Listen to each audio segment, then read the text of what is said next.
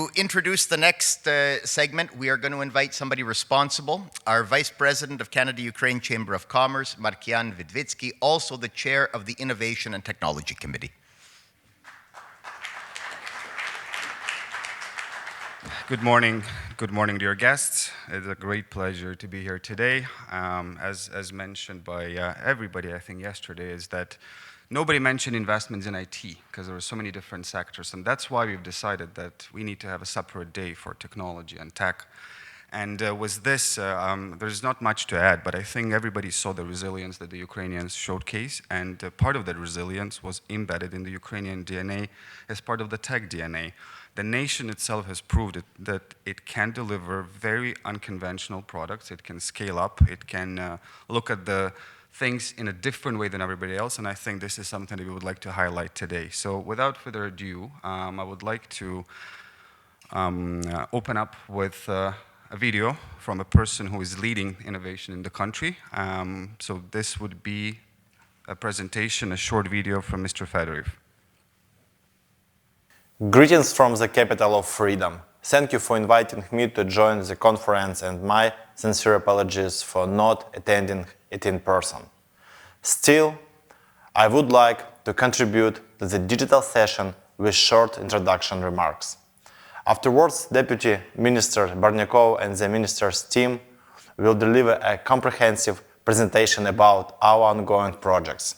In over 20 months of the full-scale war, technologies became an essential part not only on the battlefield, but of Ukrainian resilience itself. We turned innovations to our advantage and we use them smartly. Satellite communication, army of drones, situational awareness tool, robotics, cloud environment for state registers, also digital public services. With the help of the state application DIA, our citizens can receive benefits and support in a few clicks. Full-scale invasion has proved a new must for the government is to be agile. Only a flexible and sometimes creative approach can help state authorities to stay efficient and serve its people. I believe the government of the future will operate as an IT company, and all decisions will be data-based and reflect people's current needs. The same vision we have for Ukrainians' future recovery and development. Tech-savvy nation, innovative business and minimum useless regulations. Freedom and technologies. These two words have probably the biggest impact and value for me personally and for every Ukrainian. Rebuilding and economic recovery, not a faraway future. We actually build this future now. By doing reforms in the educational sphere and building a nation of smart and happy people. By creating new sectors of economy such as defense technologies and scaling up national UAVs production. By changing the doctrines of warfare which will be used by armies around the world for the next decades. My message is clear. We are ready to fight and we are ready to change. Let's build strong partnerships. You are all welcome to test, scale and develop your ideas, products and services with us. Thank you for the support once again. Slava Ukraini!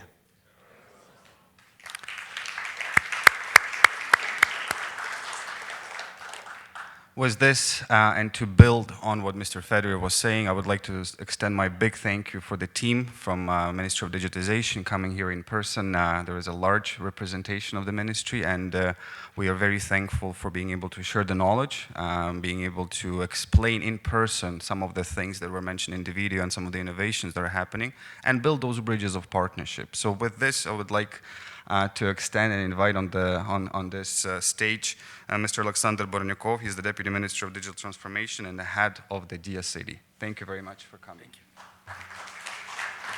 Thank you. Thank you, guys.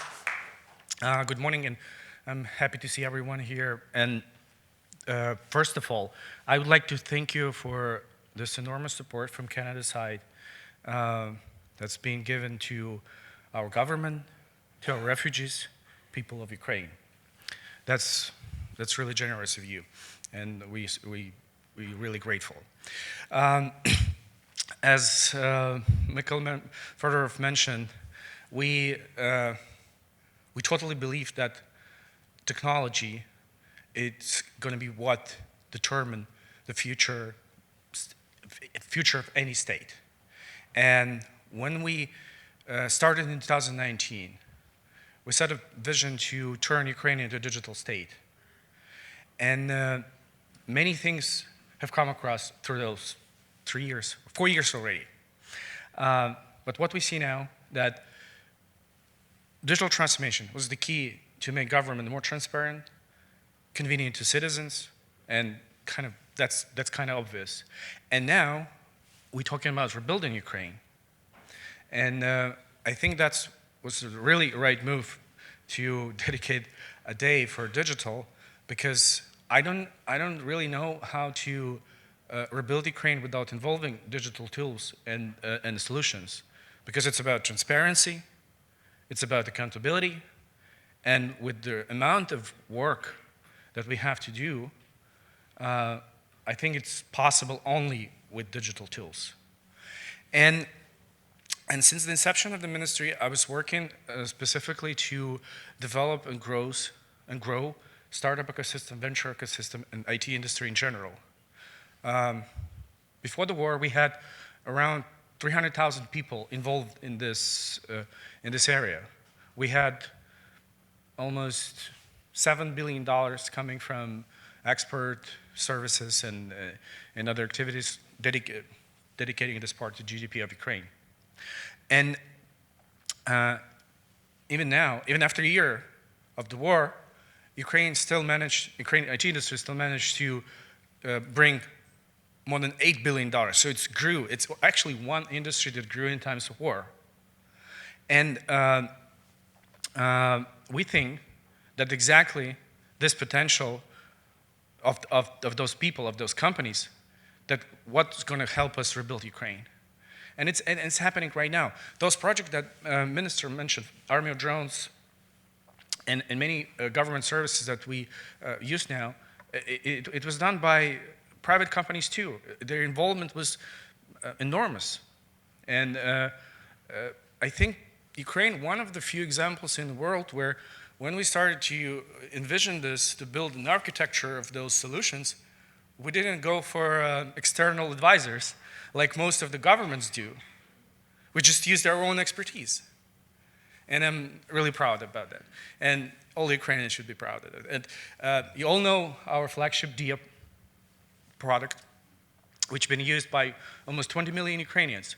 But if you think about it, and just deduct children and people who doesn't have citizenship, you realize that almost every Ukrainian uses a government app, and it's most popular app in the country, according to Play Store and App Store. So I think that's a phenomenon. I haven't seen this anywhere else. And we embed more and more services. We have a lot of concepts already implemented, pilot projects that help us to build a sophisticated system that will give full transparency to all the projects that will be aimed for building Ukraine. In the same time, we believe that we have to continue to develop our, I would say I've called this entrepreneurship spirit. So startups are important to us. We have Ukrainian Startup Fund, which became largest investor, angel investor in the country, with more than around $10 million already invested. And we dedicated almost $40 million in the next year budget to continue to give grants to Ukrainian entrepreneurs. Most of those grants will go to dual-use projects, because this is our reality now. We have started earlier this year, in the end of April, Defense Tech Cluster, Brave One, with aim to support 12 verticals, including drones, demining, cybersecurity, and many other domains that are crucial for us. But among those are things that not our soldiers need, but also our people need, like food security challenges, energy challenges. I wake up every morning and listen to the news, see what's going on, and as predicted, Russia started to, again, target our energy infrastructure.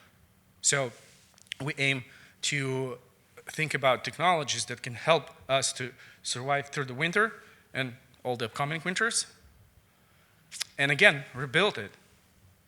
So with those examples and projects that I just mentioned, maybe just to summarize, we, as Digital Minister of Digital Transformation, are focused right now more on how to defend our country from Russian invaders, and how to bring all those technologies to make sure that they help our citizens and our army. So I'm really excited to talk with you about today in upcoming panels, and I hope we have this fruitful and interesting day ahead of us. Thank you so much, and glory to Ukraine.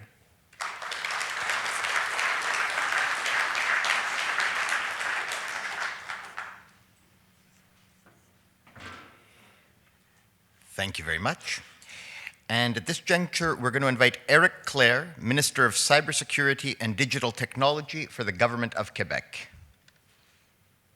Bonjour tout le monde. D'abord, permettez-moi de saluer tous les dignitaires qui sont présents à la conférence, tous les participants, évidemment. Et d'entrée de jeu, je vous présente mes excuses de ne pas pouvoir participer en personne à l'événement. Malheureusement, ce n'était pas possible pour moi de me libérer, mais je tenais absolument à m'adresser à vous aujourd'hui dans le contexte de cette conférence. Un contexte qui est particulier parce que, peut-être le savez-vous, le Québec, j'ai eu l'occasion, en fait, au nom du Québec, de signer une entente de partenariat avec mon homologue ukrainien, et je pense que cette entente-là est exactement dans l'esprit de cette conférence, donc des échanges entre le Québec, le Canada évidemment, l'Ukraine, dans l'objectif, oui, de permettre à l'Ukraine de se reconstruire, mais je pense aussi dans l'objectif de permettre au Québec, au Canada, de bénéficier aussi de l'expertise de l'Ukraine. Vous savez, à titre de ministre de la cybersécurité et du numérique, une des grandes préoccupations que j'ai, c'est évidemment la cybersécurité. D'ailleurs, je suis très fier d'annoncer que le Québec est présentement en train d'analyser la plateforme DIA, plateforme qui est utilisée par le gouvernement ukrainien dans la prestation de services électroniques offertes aux citoyens de l'Ukraine pour éventuellement l'utiliser aux fins des mêmes services auprès des Québécois. Très fier parce que d'abord, nous avons l'occasion à travers ça de bénéficier de l'expertise ukrainienne. Évidemment, le contexte de la guerre, de l'invasion de la Russie, de l'Ukraine, a aussi apporté son lot d'enjeux au niveau de la cybermenace.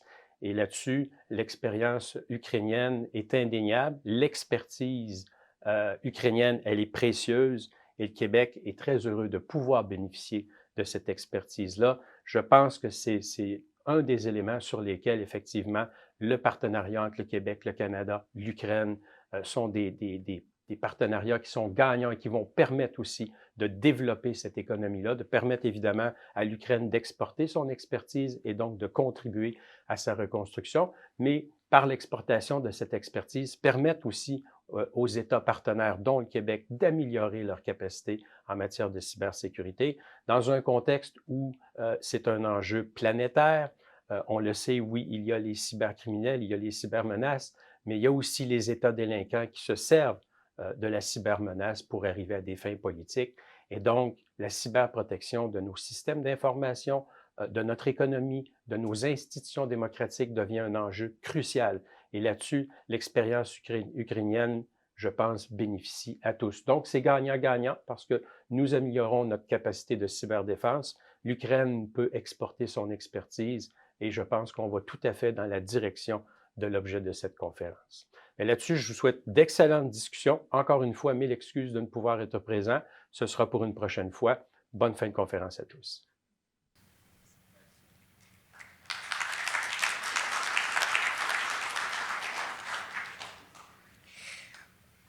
Canada-Ukraine Chamber of Commerce is very, very lucky to have excellent relations on the consular level, both with the Embassy of Ukraine in Canada and the Embassy of Canada in Ukraine. And as a show of that support, today we have both ambassadors with us. So we will invite Her Excellency Yulia Kovalyev, Ambassador of Ukraine to Canada.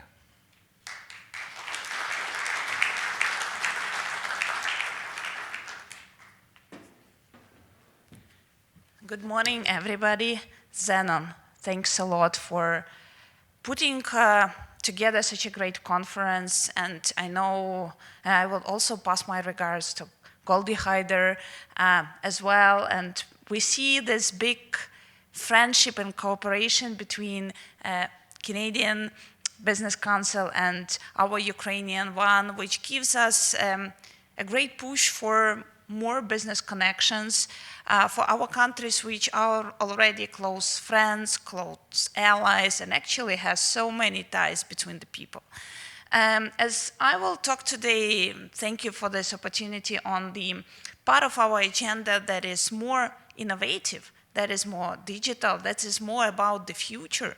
I'd also want to stress a bit about how important, the huge importance of these industries that help us to fight the war and to keep resilience.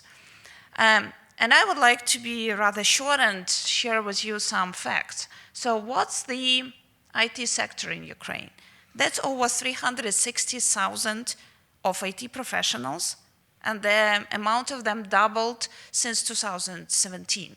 And each year we invest in 50,000 more new students who graduate from the universities and join our big IT force in Ukraine to help the country to develop dynamically. As Deputy Minister Berdnyakov said, today export of IT services is the single biggest export of services from Ukraine. It's constitutes around 46% of all of the export of the services, and it's over $8 billion, and it has been growing even despite the war. So we saw the figure of 2022, the export of IT services still was growing, despite the blackouts, despite the lack of electricity, despite that many people have been displaced. Many people and IT specialists, and I had the privilege to speak in the Toronto club a few weeks ago with one of the CEO of Ukrainian company, and he shared how none of the single deadline for his company to deliver to all of the foreign companies have been breached. None of them, even despite of the war. Everybody was working, everybody was switching, helping each other to deliver. This is also our resilience. And it's both about the big IT sector and the government. When President Zelensky was elected, he made it very clear the big idea for Ukraine, which is the government in smartphone. And this idea was the Vice Prime Minister Fedorov and his team has came to reality. And every time I'm sharing with Canadians and Canadian government officials our DIA system, the first reaction is, wow. We have the first digital passport. We can travel around our country with just the smartphone because all of the government services we need, including the tax ID, our ID, driving license, and the other documents are in our smartphone. And during the COVID time, which was a huge challenge, through this DIA platform, we managed to deliver financial support to over 6 million Ukrainians just with 2 days without zero paper. So if you can imagine how big the support of all of the digital infrastructure in Ukraine is done, and what we are proud of, it's what we did as Ukrainians. We were talking a lot yesterday about the modernized free trade agreement. This agreement is also important to support our digital cooperation because there is a special chapter about the digital trade. And now Ukraine has a basis and the regulation for the digital trade, both with Canada and with UK. We are working to expand it to many other countries to support the development of the sector, to support the cooperation. But also, to be frank, when I'm talking to many Canadian businesses about the cooperation in the IT sector, quite often I got the question, but is it safe to work with Ukrainian companies? You are the country which is fighting the war, and we are a bit of afraid that you won't be delivered, that there is no security of data. I'm really surprised of this question, because if you look on the reality, what's happening in Ukraine for the last 20 months, since the very first day of the war, none of the banking sector activities have been interrupted, including the fintech, including all the mobile banking, none of them. You have never seen it anywhere in any other places of the world. Was such a huge pressure from the military that all of the IT systems have been working. The same for the government. Now it's well known that the government was working with the first weeks of the war from different locations for security reasons, and the government was working. It was able to produce the decisions because of very strong digital systems that work inside in Ukraine. The same in the IT sector. So I think this is one of the best example about the safety, security, and I think, to be frank, we are now as the country who is teaching and sharing experience about the cybersecurity, because the number of cyber attacks that we went through before the start of the war and during the war, unfortunately, but none of the other countries have such an example of successful dealing with Russian cyber attacks. So I think this argument should be now out of the table. And I'm very happy that we have so many people in this conference, both from Ukrainian companies, Canadian companies.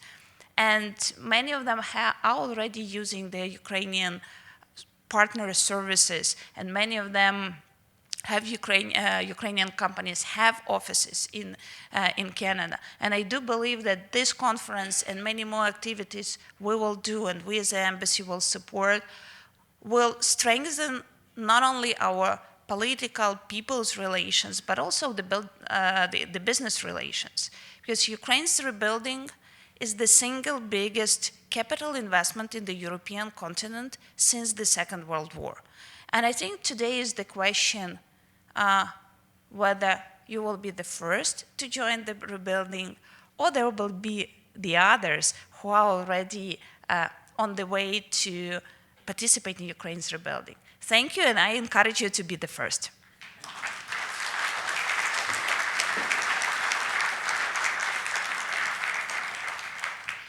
Thank you, Madam Ambassador. And now we invite Her Excellency Natalia Smuts, Ambassador of Canada to Ukraine.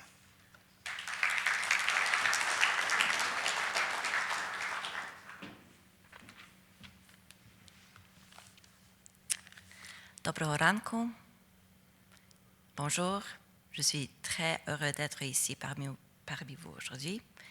I will do my remarks in English, just because I believe that most of the public here is in English. So I also just want to note to the organizers and the sponsors, this really has been a fantastic conference. So congratulations. It's quite impressive how you're able to pull together so many Canadian and Ukrainian companies here and various groups. So really, a hearty congratulations. So I just started as a new ambassador here in Kyiv in the summer. So I haven't been in place very, very long. So I'm just here to sort of share with you what I have witnessed since I've arrived and some of my impressions. So I had been posted to Ukraine previously from 11 to 13 and really haven't been there for 8 years. And I can tell you it really has shifted. And so, so just a couple of impressions there, but it's a very positive place. What I am hearing loud and clear, and it's very consistent from with anyone I speak, that they have very, very clear priorities, and they've been mentioned here today, but I'm going to repeat them. So, as everyone else has said, defeating Russia is the #1 priority, loud and clear. Returning detained people, including children. Accountability, very, very important. Ukrainians make it clear that they're fighting for their existence, their identity, and their economic well-being. I also find it interesting that there's still debate in the world because Ukrainians have made it very, very clear that they've made their choice. It is Europe, it is NATO, it is democracy, and it is human dignity. And they see it as a time of hope and opportunity. So like this conference, they are building relationships and they're investing in themselves. And this is an opportunity for Canada to invest in Ukraine and build those relationships together. Canada and Ukraine have a lot of similarities and share a lot of the same strengths and values as well. So one would be innovation. Both countries really value innovation. And you see that across any sector, including digital, that is a priority. You see that in their universities, we see it in our universities. So that is one area that is a critical similarity, and we need to leverage that. And then, what I've seen, and I think they've been here, when I've been visiting various regions, I had the pleasure to meet with Promprila, and I believe they're here, IT sector, or Lviv IT cluster, very impressive. So there's something worth coming to see because these are fantastic examples. And I think that we should be investing in promoting Ukraine to be doing more of that. 2 is entrepreneurship. So again, I was there 8 years ago, but this time I was struck by all of the young entrepreneurs with their own brands, clothing, various businesses, very young entrepreneurs that are just going forward and are looking for growing their businesses, partnering with others. So it's a real opportunity to grow those businesses and those partnerships. 3 is education. So I also spoken to quite a few rectors, and they're pivoting. They're looking at ways on how to make their programs more relevant and how to keep their students and attract international students who hopefully will start to return in greater number as well. And those partnerships with Canadian universities are also opportunities. Now, Ukraine does have some challenges. One is labor market. So this is going to be something that needs some attention. I know Ukraine is working on this very aggressively as well. Many people have left, many people have moved around. There's obviously a lot of people who are directly in the war effort. And they're going to be looking at how do they have the right labor to meet the needs to rebuild that we're talking about, the recovery. So that means, an investment in reskilling, trades, perhaps, and I think I'm a big proponent of this, convincing organizations to invest in women in these trades, whether it's construction, digital, so on, but in probably non-traditional roles. But women are leading the country, and so it is an opportunity to really build out that labor. And just a shout out to the Business Women Club. They're doing a lot of effort here as well in this area and trying to make those connections. So what is the role of technology? Well, I think the Commander-in-Chief made it very clear, Zaluzhny, that technology is going to be the key to be able to, or one of the main keys to be able to really win this war. So investment is needed here, and speakers before me have made note of that, and I'm sure that's going to be a big discussion today. Technology is going to play a role in European integration and all of the reforms that they're now going to be undertaking at a much more aggressive pace. And this includes decentralization, so that means now that every oblast is going to be undertaking their own planning, their own reconstruction, looking at ways to manage their own energy independently. So there's a lot of work that technology is going to be supporting here. So what's my role? My role and the embassy's role, I'm here with Yuri Mardak. So my role is to help with these connections. So whether it's government to government, private public sector agreements, business to business agreement, like I mentioned, academic institutions as well. So I am, Quebec was here, Alberta as well, I have spoken to. So there are various opportunities with Canada that we need to explore, and I'm committed to helping. So I hope that we will be having a delegation, various delegations in Ukraine shortly. We are here to support, and I look forward to having you in Ukraine and just to see what a vibrant, beautiful, entrepreneurial place it is. Slava Ukraini.